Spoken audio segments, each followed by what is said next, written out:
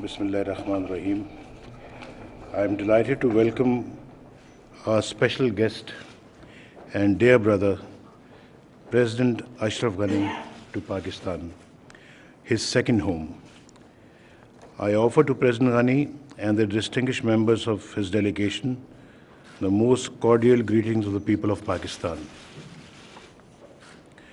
We hold President Ashraf Ghani in the highest esteem for his bold vision and transformational leadership.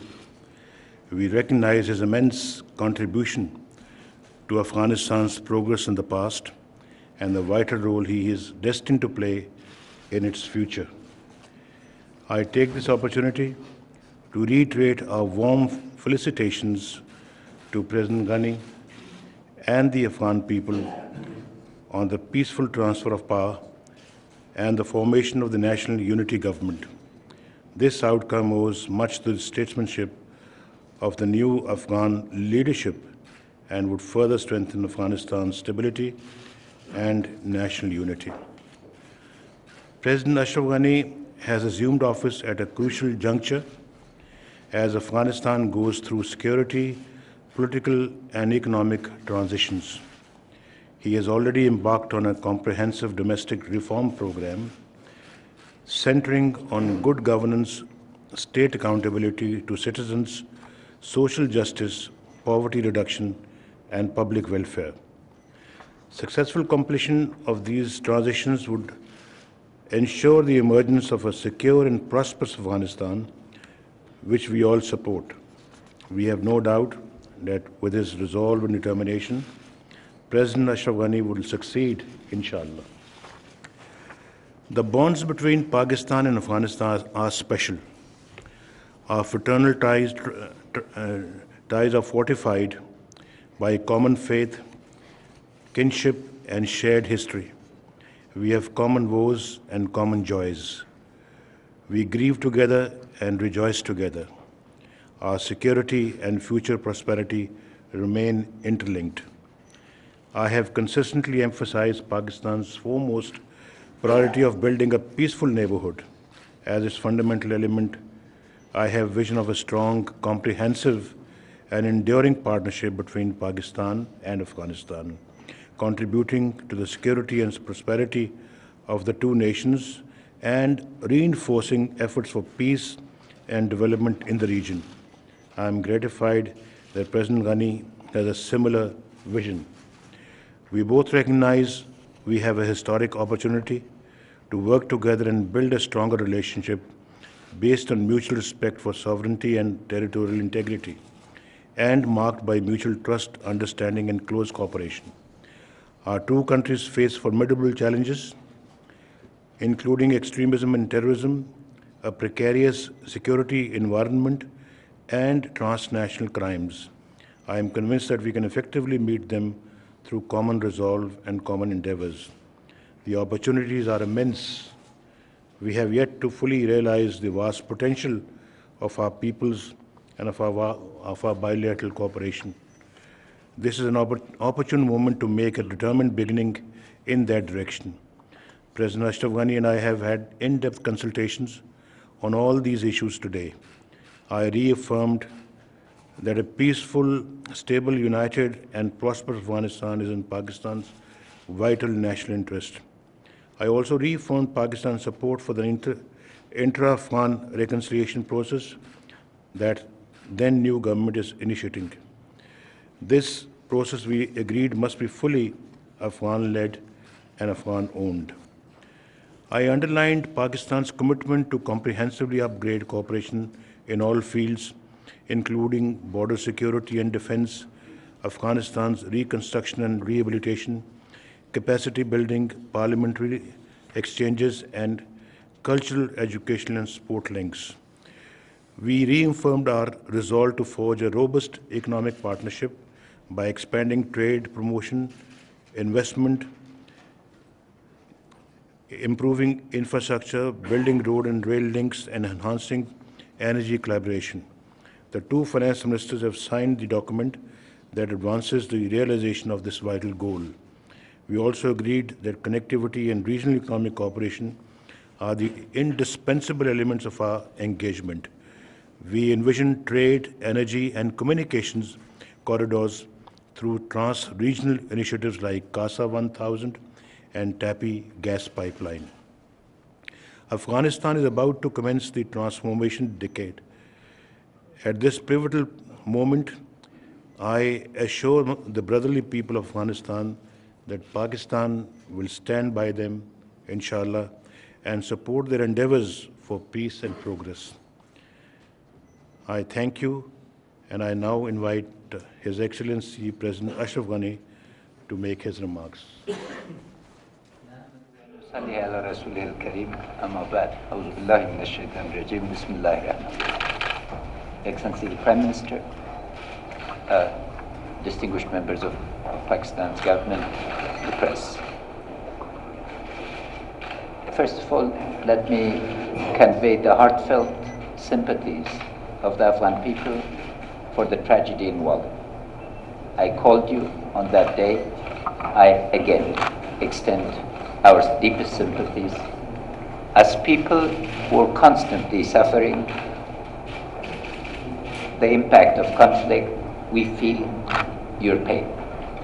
And the pain is shared, and our determination, joint determination, to put an end to the suffering of our people should not be doubted. We therefore welcome your assurance that a peaceful, stable Afghanistan is pivotal to enabling Asia to realize its historic opportunity of forming a continental economy. I want to also congratulate Your Excellency on ensuring that democracy is being consolidated in the Muslim world. The all parties consensus regarding consolidation of the democratic process in Pakistan and our successful election in Afghanistan in formation of government of national unities are signs that the rest of the world needs to understand that the Islamic world is on the move. Against ISIS and other trends, the greeting and the focus should be on consolidation of democracy in Pakistan and Afghanistan.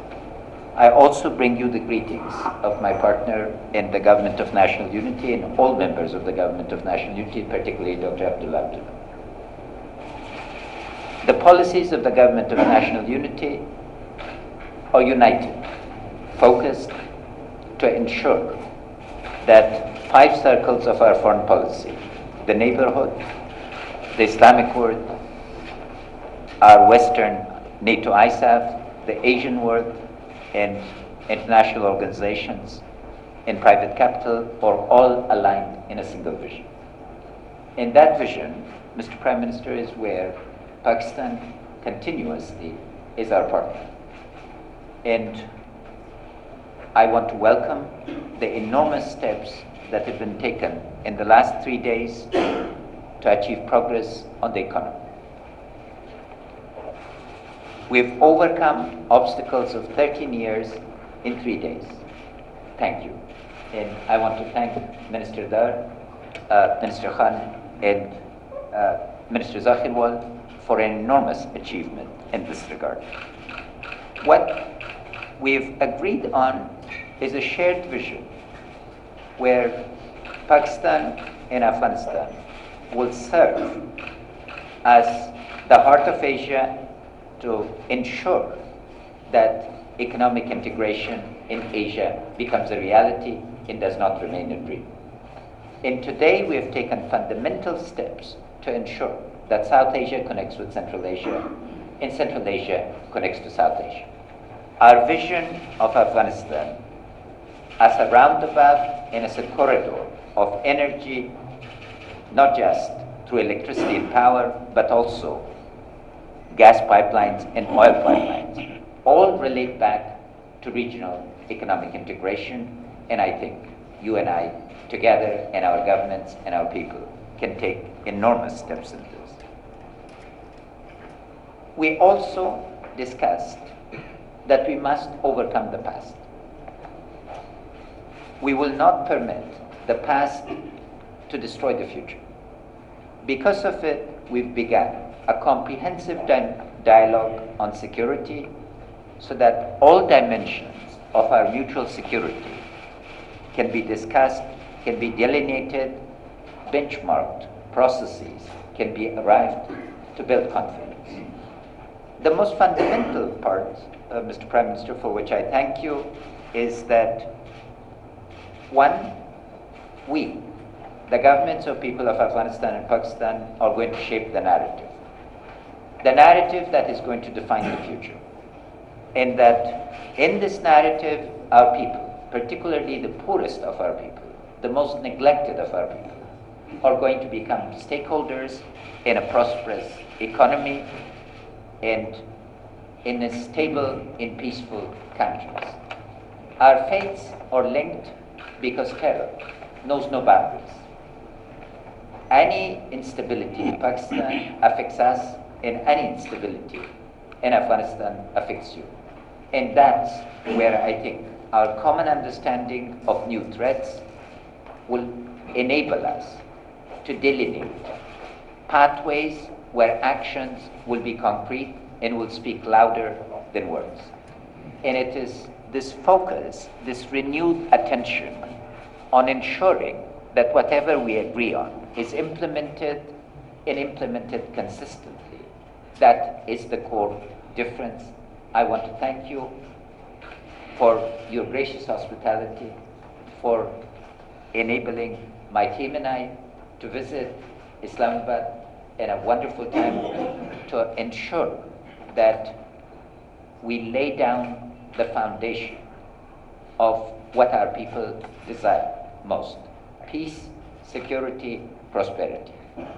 And I'm looking very much forward to receiving you in Kabul. I know you look at Kabul with fond memories, and it is extraordinarily empowering to hear about Kava and Parman in the nice days of. The only difference is that you wouldn't have to now go towards certain movies in Kabul. They will be accessible elsewhere too.